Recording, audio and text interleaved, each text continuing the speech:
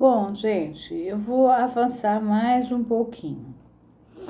O que acontece com a gente na clínica e deve acontecer com vocês também, que vão às nossas clínicas, é que quando vocês têm uma história muito bem sedimentada a respeito da linhagem feminina de vocês ou de colaterais mulheres que influenciaram vocês, ou às vezes nem são de sangue, mas que tiveram um poder sobre o funcionamento de vocês têm uma segurança como mulher e vocês têm muito mais autonomia na própria análise do que quando vocês foram jogadas ao léu.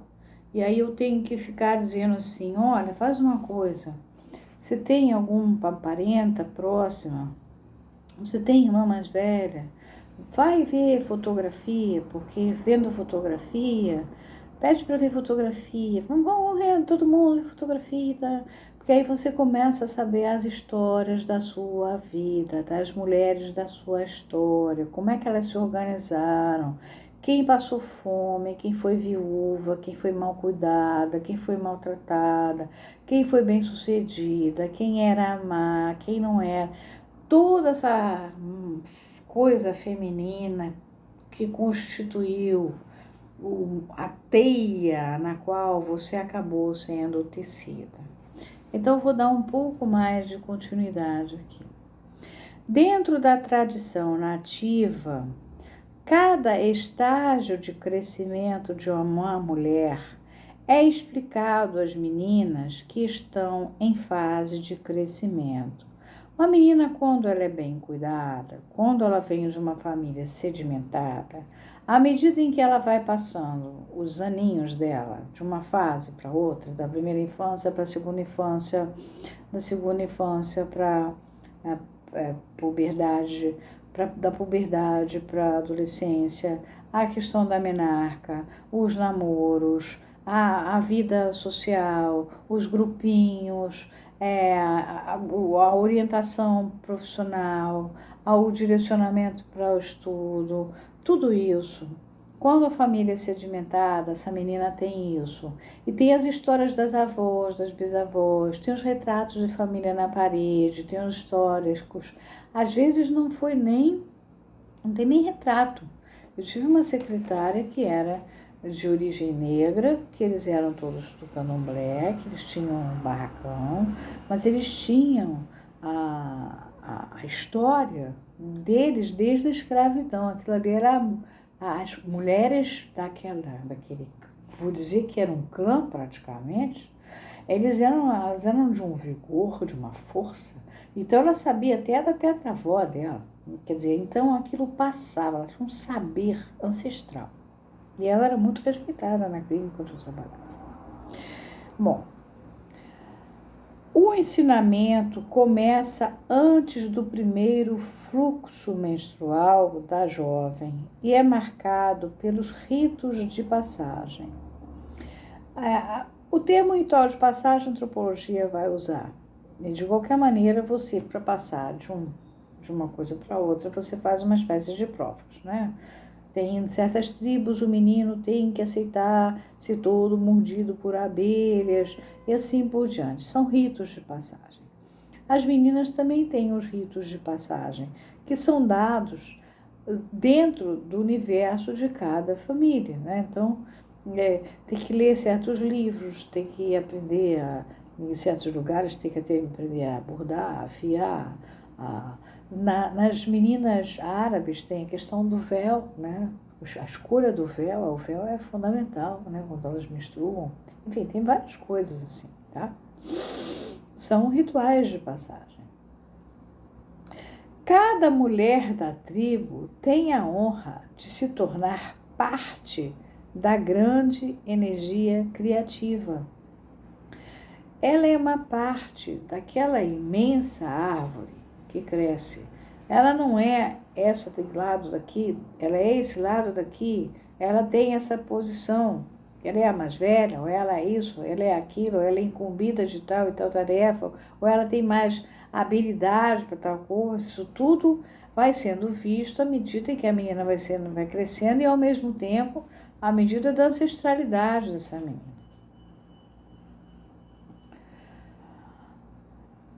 Cada uma delas deve aprender a reconhecer o ciclo da lua à medida que vai sendo preparada para se tornar uma tecelã das marés, à semelhança de sua avó lua.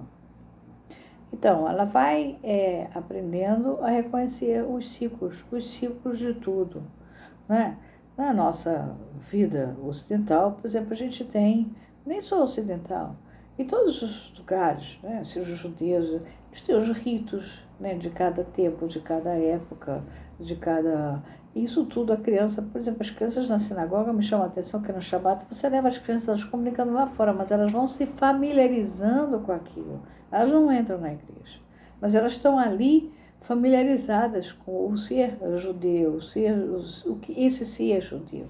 Já os católicos quase não levam as crianças à igreja, né? Agora, uns ou outros levam, muito raro. Os espíritas, não sei se levam nos centros espíritas, acho que não. Então, mas eles fazem as crianças aqui no mundo nativo dessas tribos, eles fazem as meninas se familiarizarem com a lua. A lua faz parte, né? É a avó. Então, é a grande sabedoria que elas têm que aprender. A grande sabedoria de ser mulher, de depois ser como a mãe terra, elas serem, né? Elas têm uma avó, que é essa lua, tá? Cada uma aprende a respeitar o corpo e suas próprias necessidades. Então, e elas percebem a singularidade de cada uma delas. Uma mulher me escreveu na rede quando eu falei: a mulher não existe? Eu falei: então eu não existo? Ela não deve ter visto o vídeo. Não, existem singularidades, cada mulher é uma diferente. Na tribo elas aprendem isso. Cada uma tem um corpo próprio, uma necessidade própria, na sua maneira, embora exista uma alimentação geral para todo mundo, uma maneira de dormir geral para todo mundo, uma maneira de tecer a rede para todo mundo, cada uma tem um tipo de necessidade própria que é respeitada. É a que vai dar a identidade dela como aquela mulher e não a outra, né? A cada menina é transmitido o conhecimento do que significa ser mulher, à medida que ela vai sendo preparada para assumir seu papel entre as outras mulheres da tribo. Eu falei para vocês no Colégio Sion ontem. O Colégio Sion, historicamente, na época da minha mãe, por exemplo, era um colégio feito para mulheres de uma classe social dominante, que iriam ser as nossas embaixatrizes, iriam ser as mulheres dos grandes empresários. Ainda não tinha tido a ditadura e um monte de empresas, ainda não tinha a faculdade, as mulheres não iam para a faculdade. E essas mulheres eram preparadas para ir ser representantes do país em várias circunstâncias, inclusive no Itamaraty. E cada país tem sua peculiaridade. Eu conheci uma embaixatriz, que ela é um pouco mais velha que eu, e ela me contando que o marido foi transferido para um país que era uma loucura, a embaixada, porque ela tinha uma festa marcada, os convidados e tudo. Poderiam não aparecer, poderiam aparecer os convidados e todas as pessoas que eles convidassem, porque aquilo tudo fazia parte do mundo deles. Então, quando ela preparava um jantar, e eu não sei se vocês sabem, o embaixador tem verba, não é assim, uma alegria. Ela tinha que preparar um jantar que podia não sentar ninguém na mesa e, ao mesmo tempo, ela podia preparar um jantar que podia vir à cidade. Quer dizer, as pessoas importantes da cidade tinham que se adaptar àquilo tudo. Então, essas mulheres têm que ser muito preparadas. Não adianta ensinar matemática, português, física, blá, blá, blá. Ela tem que ocupar certos lugares. Por isso que eu deixei o negócio do Robertinho por último, do Dondoca, uma espécie em extinção, porque as chamadas dondocas, numa época, eu me lembro que elas trabalhavam muito, elas eram a garantia dos jantares nas casas delas, onde os maridos iam fazer os negócios, elas eram as garantias que tudo corresse bem, que todo mundo fosse aos enterros, aos casamentos, às festas, que todo mundo fosse lembrasse de tudo, que tudo funcionasse, que elas se encontrassem, que elas entre elas se dessem e que os maridos pudessem ir fazendo os negócios e aí os contratos de casamento e assim por diante. Então eu tive uma fase, porque minha clínica é antiga, né? Desde 1980 eu passei por várias fases aqui desse país. Nesta fase de aprendizado, que as meninas estão aprendendo a assumir o papel delas na tribo, incluem-se as tarefas normais da mulher e da esposa, além do artesanato, do desenvolvimento da criatividade, do uso da intuição e do desenvolvimento de qualquer dom e habilidade pessoal. Isso que eu acabei de falar, né? Então, deixa eu ver se dá tempo, dá.